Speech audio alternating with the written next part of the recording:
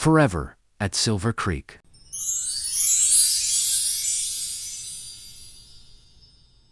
The morning sun lifted slowly over Silver Creek, spilling warm gold across the quiet frontier town. The breeze carried the faint scent of sagebrush and river water, while dust shimmered on the horizon like it was holding its breath.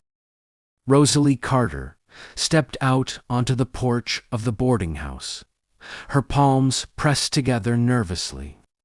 Today wasn't a normal day. Today was the day she had waited for, without even daring to hope for it. Caleb Everett, sheriff, protector, and the man she loved, was finally marrying her. She touched the hem of her soft prairie blue gown, which she had sewn herself in the late hours of the night. Every stitch carried a promise, every thread a heartbeat. And as she looked out toward the familiar ridge, she whispered, "Please, let this day be gentle with us." Down by Silver Creek, Caleb Everett stood beneath the cottonwood tree where he first realized he could not imagine a life without Rosalie. He wore a crisp white shirt, pair of coats and pants, and the badge he once feared would keep him from love. But today, the badge didn't feel heavy. Today, it felt like a reminder of the man he had become. A man worth standing beside, Rosalie. He ran a hand through his wind-tossed hair and exhaled deeply.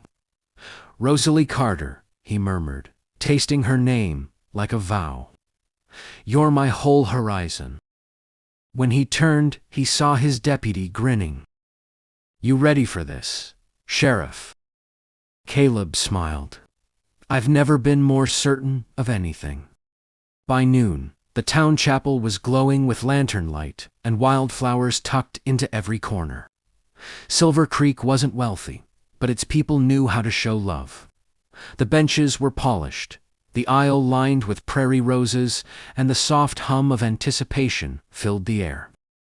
Children chased one another outside, cowboys dusted off their hats, and old Mrs. Harper fanned herself dramatically, insisting she had always known Caleb and Rosalie were meant to be. Music floated from a fiddle, slow and sweet. The whole town had come, not just for a wedding, but for a miracle in a place scarred by outlaws and long winters. When the chapel doors opened, everyone rose. Caleb did not breathe. Rosalie stood framed by sunlight, her blue dress fluttering lightly, her eyes glistening with tears. She tried to hold back. She clutched a small bouquet of wildflowers Caleb had once picked for her when he was too shy to say how he felt. Their eyes met. The world stopped. Caleb's heart slammed into his ribs so hard, he wondered if everyone could hear it.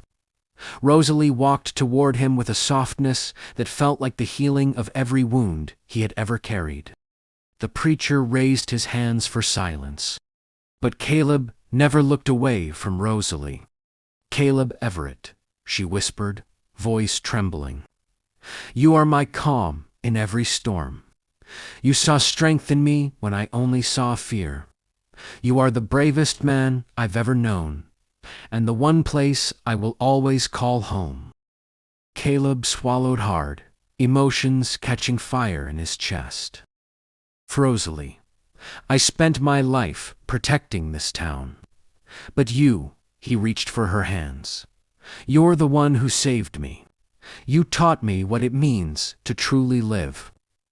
If I have one purpose in this world, it's to love you." The town sniffled. Someone openly sobbed. Mrs. Harper fanned herself aggressively.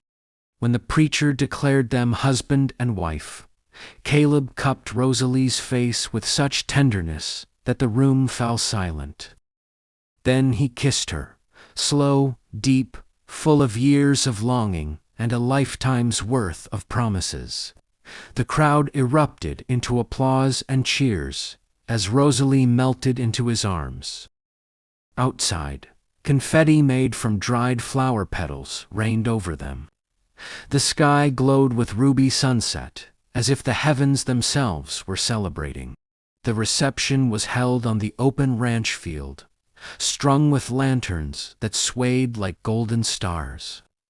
Tables were lined with simple food. Laughter rose into the night, and fiddle music carried across the prairie. Caleb pulled Rosalie close. "You look like a dream," he whispered. She smiled. "I feel like one." They danced slow and close, forehead to forehead, while the entire town watched the way he held her. Careful, reverent, like she was the rarest thing he'd ever touched. When the music softened, Caleb kissed the top of her head. "We made it, Rosalie." "We did," she breathed. Together. Later, when the crowd thinned, Caleb took Rosalie's hand and led her toward the creek. Their moonlit reflections shimmered on the water. "You know," Caleb said softly, "I used to think the West was made of dust and danger.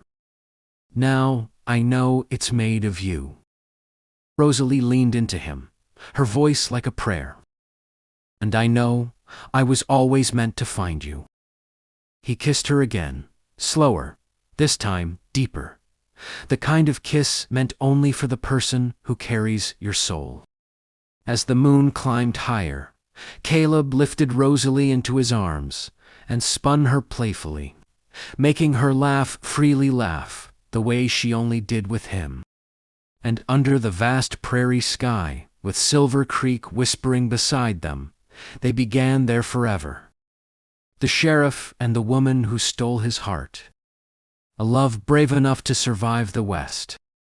A love gentle enough to heal it. A love destined to last a lifetime. Like and subscribe. Aurora Tale Wild West. God bless.